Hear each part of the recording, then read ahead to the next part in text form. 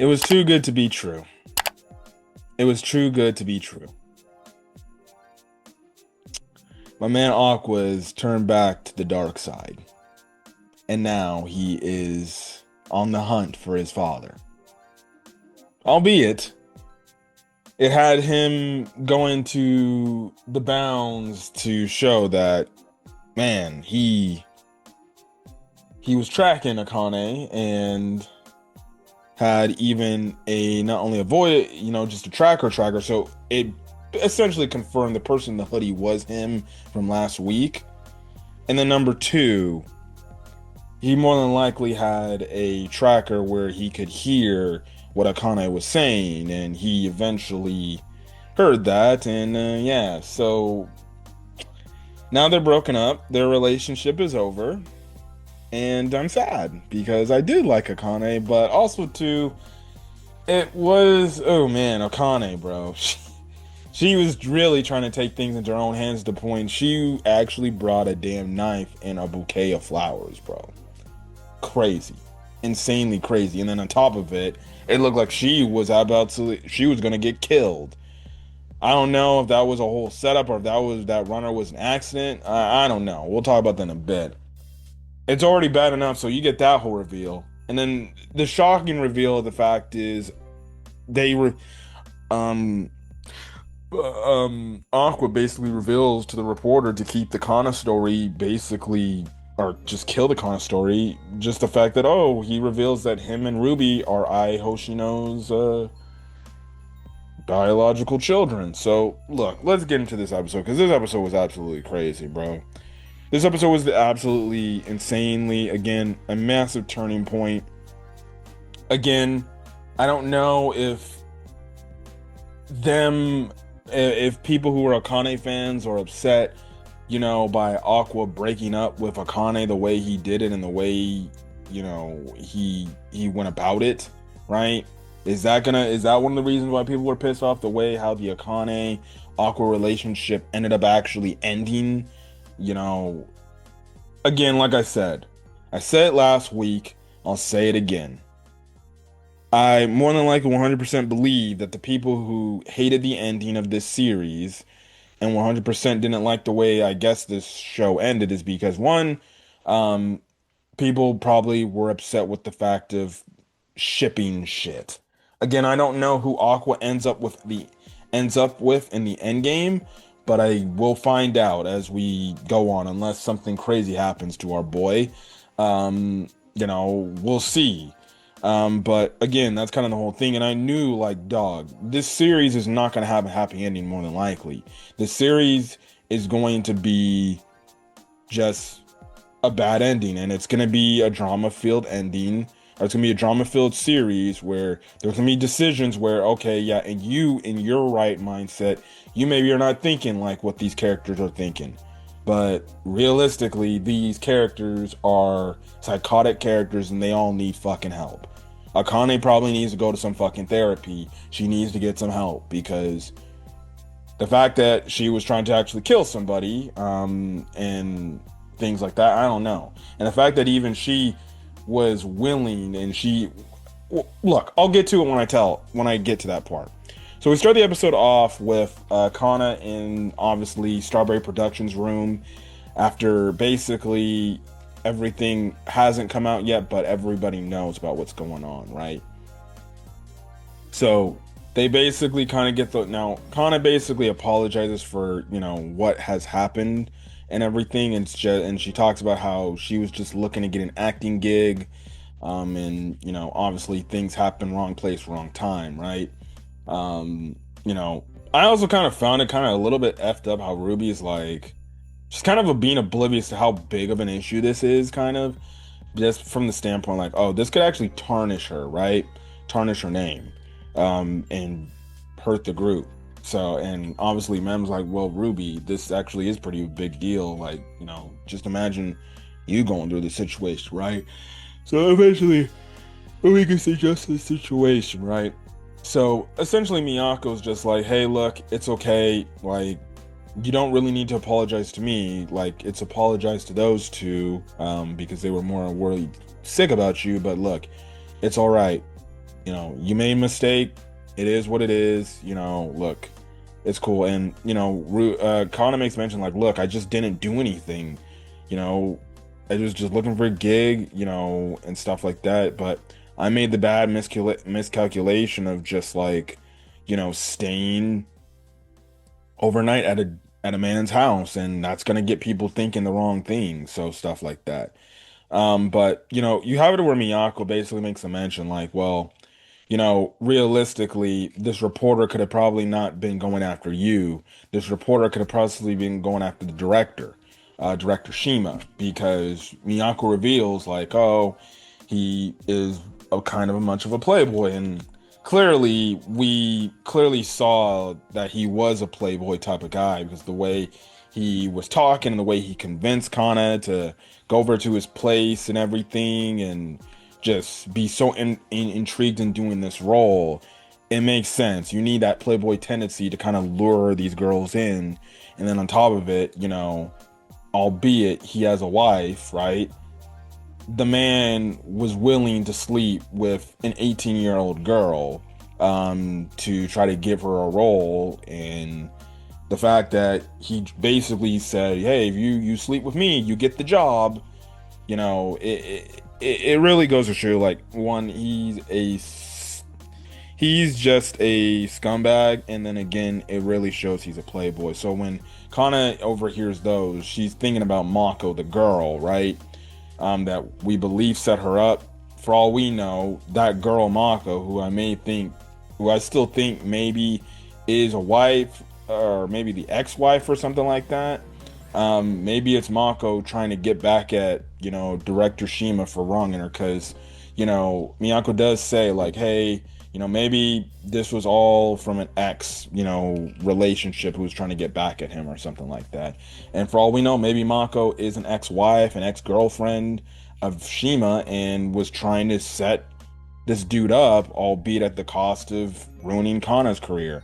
Because if she's like, well, all right, fine, this may hurt this girl, but hey, if this takes this director down and he gets exposed for what he's doing, good for me, because that dude used to freaking pipe me up and set me up. And who knows, maybe Mako was, we saw a few episodes when we saw her, it said actor, right?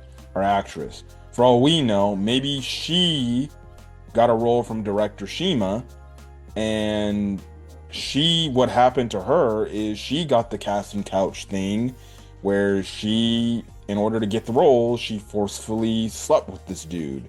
And maybe she thought like, oh, this could be something special, maybe a relationship or something more, or maybe the fact that maybe, oh, this guy's gonna give me all these roles, and then when she didn't give him, or when he didn't give her a role for like maybe another project or something, maybe she wanted to take it out on him. I don't know. Maybe we'll see, but Kana said, I'm never going to freaking talk with her again. And I'm like, good. You probably should, if she ever texts you, you probably should not even, you probably, I would just delete the contact and block the contact. I would block the number in my phone and then delete the contact and make sure like there's no chance in hell, unless we're on like the same set together, we have any interactions. And even if that's the case, then I'm gonna tell the director, hey man, get her off the set. I cannot work with her because she almost set me up for failure, right? So there's that. But you do get this nice moment where Mem and Kana have this nice hug, very nice emotional hug where they're both crying and everything. So that. But yeah, so essentially this then leads to a scene between Aqua and Ruby, and basically Aqua asks a question to Ruby like, hey, if it would mean taking a hit, would you do something to make Kana look better and help Kana? And Ruby's like, yeah, I guess I would do something like that. And that's where we see Aqua like, okay. Also, too, we do see in Ruby's eye that the light in her eyes, like as if, or I guess you could say the eye look, not the dark evil look like she has in both eyes. Like one eye was obviously that look, but the other eye was like, oh, that hope, that hope, that old Ruby in there.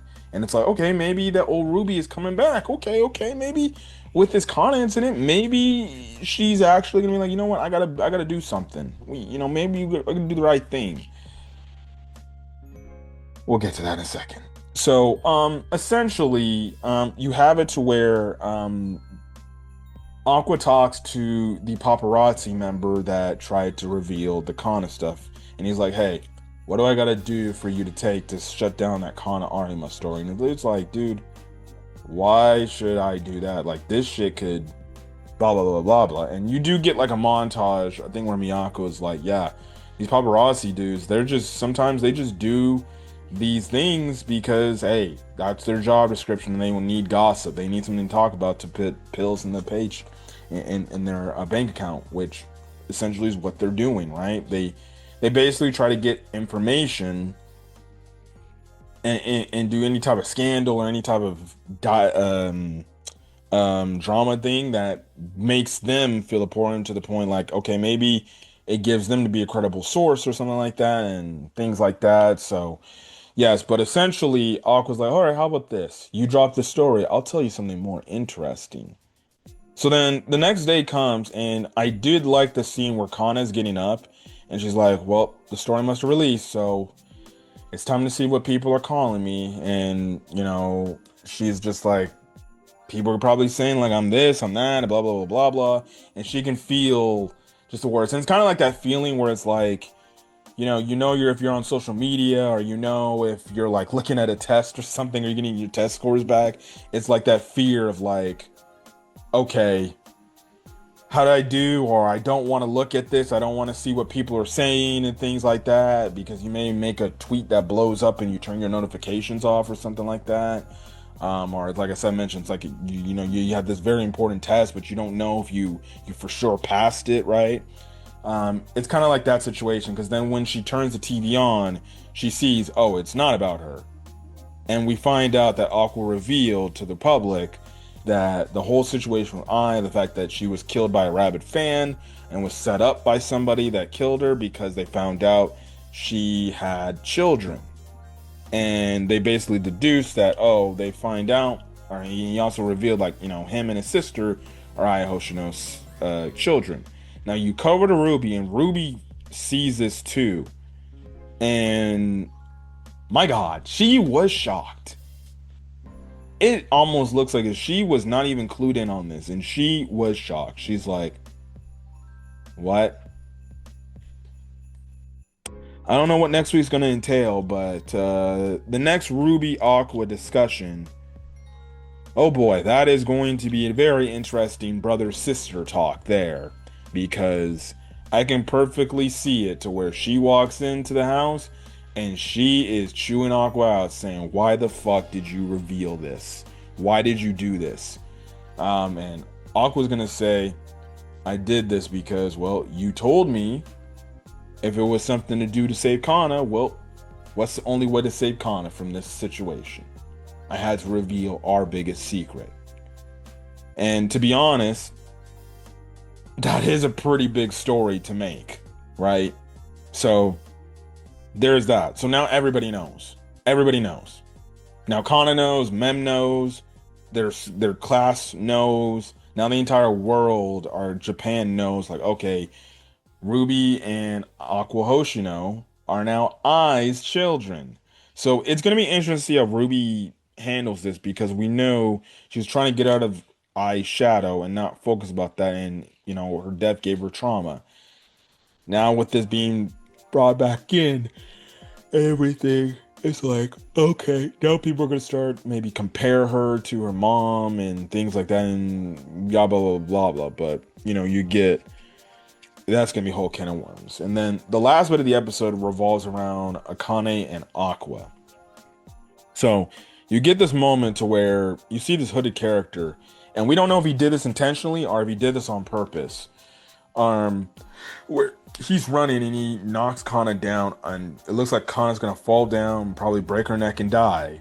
But Aqua comes in and saves her, and before she falls. Now the dude says like, "Oh, I'm so sorry. I didn't see you there." Now I don't know if he's telling the truth. For all we know, he could have been a fan that is upset that, oh, this chick is dating Aqua, Aqua Hoshino, who is now the son of I Hoshino. That's not fair, right? So there's that. Now, this is when Aqua basically tells Akane, hey, I want you to stay out of danger, stay out of harm's way. And she's like, huh? What are you talking about, Aqua? And he's like, I told you, stay out of danger. You can stop doing what you're doing. And this is when she's like, wait, why is he saying this? And then she's like, wait just a damn minute. So she rips rips this stuffed animal thing. And what pops out is a tracker. And she's just like, Aqua, what the fuck are you doing? You didn't trust me, did you?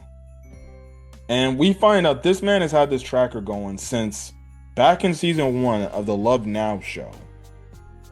And again, he basically mentioned, he's like, look, I knew you would keep looking into this, and I just had to use you the best way I could.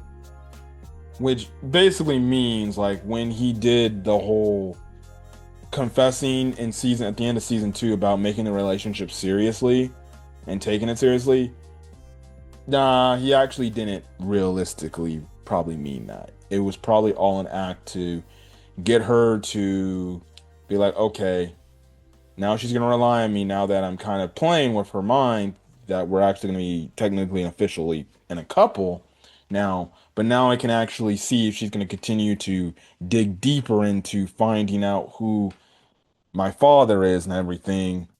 And I guess by this revelation, now I think this basically shows, and I think it admits essentially that even though the old manager for their mom basically kind of said, "Oh, ha ha ha, how could you believe that, your father is still alive or dead or something like that," right? I think he had these suspicions due to it. He started tracking, and I think you can say he made up the whole point, like, "Oh, I've been doing this since Love Now, having this tracker on you." I think since I think since the old manager put in his head, like, "Oh no, your father's still out there." I think they must have met somewhere. He gave her this present and it had the tracker in it, and he was tracking Akane. And it's absolutely crazy. And it must seem like it also had a voice thing where he could actually hear Akane speak. That's how when she was deducing a few episodes ago, like blah blah blah blah blah, he could hear Akane basically mention, "Okay, this is so and so."